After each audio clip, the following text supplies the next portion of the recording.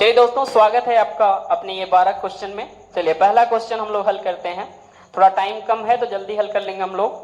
और सबसे पहला क्वेश्चन हम लोग का यहाँ पे देखिए, 1 नीबल में कितने बीट होते हैं। ठीक है, तो आपका 1 नीबल बराबर होता है 4 बीट। ये ठीक है। सबसे छोटा जो आपका यूनिट हम लोग बोले स्टोरेज का, तो वो आपका होता है बीट। अगर बोलेंगे आप तो ये आपका एक बाइनरी डिजिट के बराबर होता है। एक बीट बराबर होता है एक बाइनरी डिजिट। ठीक है, अब बाइनरी डिजिट का मतलब ये होता है कोई बाइनरी नंबर है, इसमें आप देखेंगे तो 4 डिजिट आया है, तो इसको हम लोग 4 बीट बाइनरी बोलते हैं।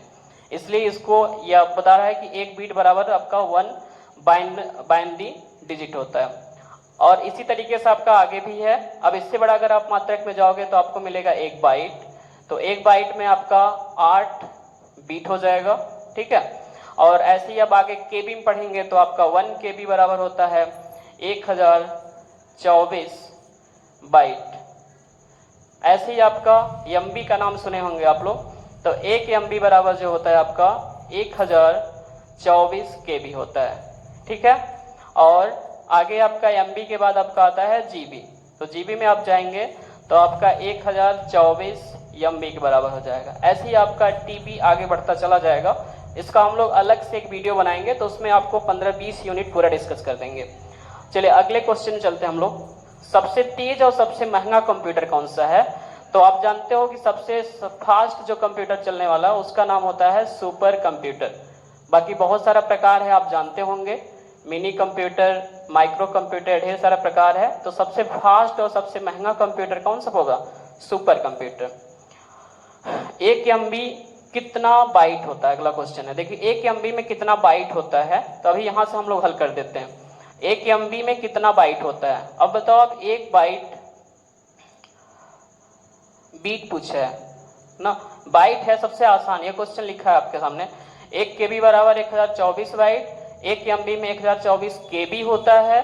तो यानी कि हम लोग का अगर 1 एमबी बराबर आप लिखेंगे तो 1024 केबी। ठीक है, और 1024 केबी हो गया। अब उसको बाइट में कन्वर्ट कर दीजिए, गुणे 1024, ये आपका बाइट हो जाएगा। ठीक है, चलिए अगला क्वेश्चन देखते हैं हम लोग तब। बीसीसी का फुल फॉर्म। बीसीसी का फुल फॉर्म आपको ये ईमेल में मिलता है। इसका होता है blind carbon copy. Carbon copy, ये आपका फुल फॉर्म होता है इसका।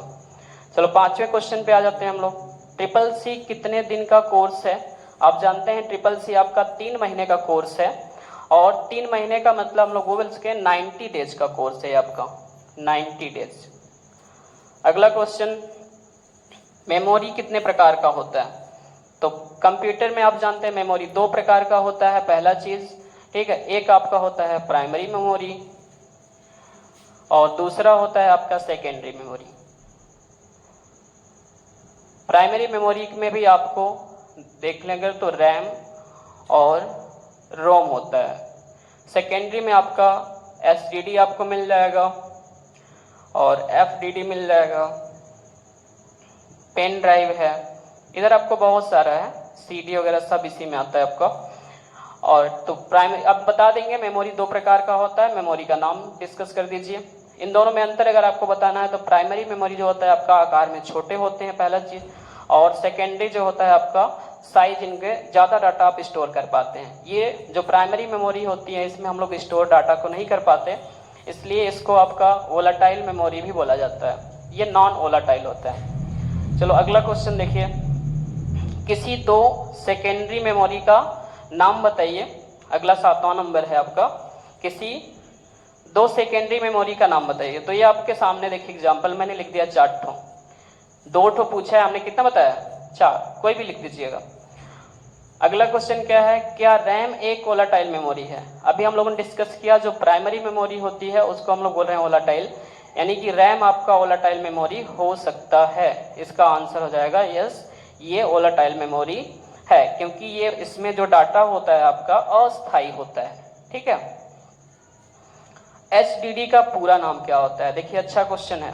ठीक है, अभी एचडीडी आपका सेकेंडरी मेमोरी है, तो एचडीडी का पूरा नाम आपका हो जाएगा हार्ड डिस्क ड्राइव। चलिए अगला लास्ट यानी 10वां क्वेश्चन देखिए, कंप्यूटर का फुल फॉर्म बताना है आपको। देखिए इसमें कंप्यूटर का फुल फॉर्म बताना है तो आप यहाँ लिख देंगे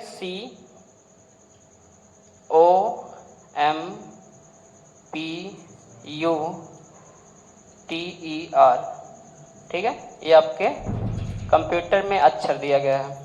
तो कंप्यूटर में सी बात करें हम लोग तो सी से होता है कंप्लीट। कंप्लीट का हिंदी आप जानते हैं पूर्ण होता है। ओ से आपका ओबीडियंट बोल सकते हैं हम लोग। कंप्यूटर आज्ञाकारी होता है आपका, जो आप इसको आदेश देते हैं वही काम ये करता है। आदेश देने का मतलब आप इसको डाटा देते हैं, ठीक है। एम से आपका होता है मशीन। मशीन तो आपने सुना ही होगा, ठीक है, इसको हम लोग हिंदी में यंत्र बोलते हैं। मशीन अगर जो लोग नाम नहीं सुने हैं उनके पास एक ऑप्शन है, 3 इडियट आप मूवी देख सकते हैं, उसमें भी मशीन का जिक्र किया गया। मशीन का बहुत अच्छा परिभाषा है। पी से आपका प्रोवाइड होता है। कंप्यूटर आपको प्रोवाइड करता है हर प्रकार का एजुकेशन, तो प्रोवाइड का हिंदी हो जाएगा आपका प्रदान करना। इसलिए बोला गया कंप्यूटर आपको हर प्रकार का एजुकेशन या फिर जानकारी प्रोवाइड कर रहा है, इसलिए इसको प्रोवाइड बोल दिया गया।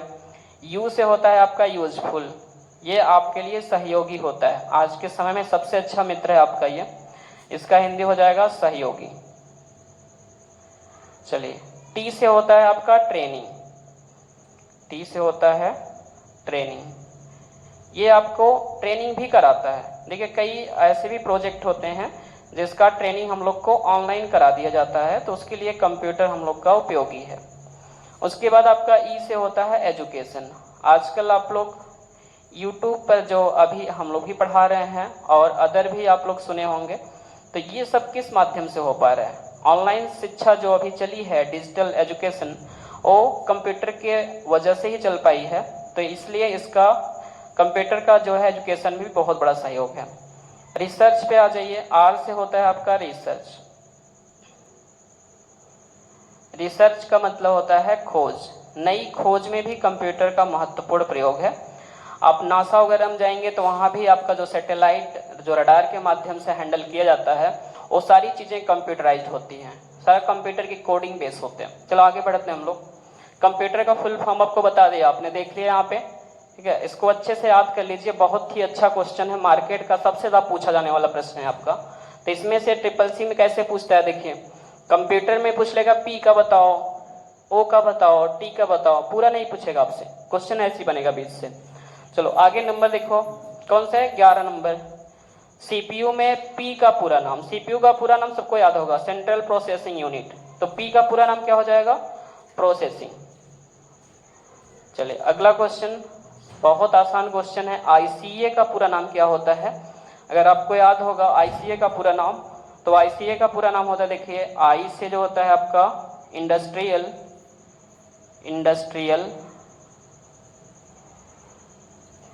Computer accountant, industrial computer accountant आपका। इसी तरीके से देखिए जो आपका आईसीए है, इसी तरीके से आपका सीआईए भी होता है एक कोर्स कंप्यूटर में, जिसका फुल फॉर्म होता है इंस्टीट्यूट ऑफ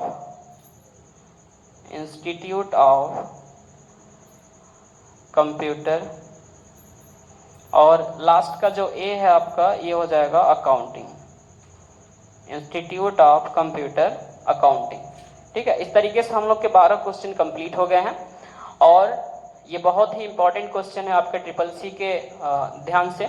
और यही क्वेश्चंस आपका बेसिक क्वेश्चन आपको एसएससी बैंक रेलवे जो अभी आपका जो सीजीएल है एसएससी पोस्ट, वो भी पार्ट लिया हुआ है आपका, 60 नंबर कर दिया।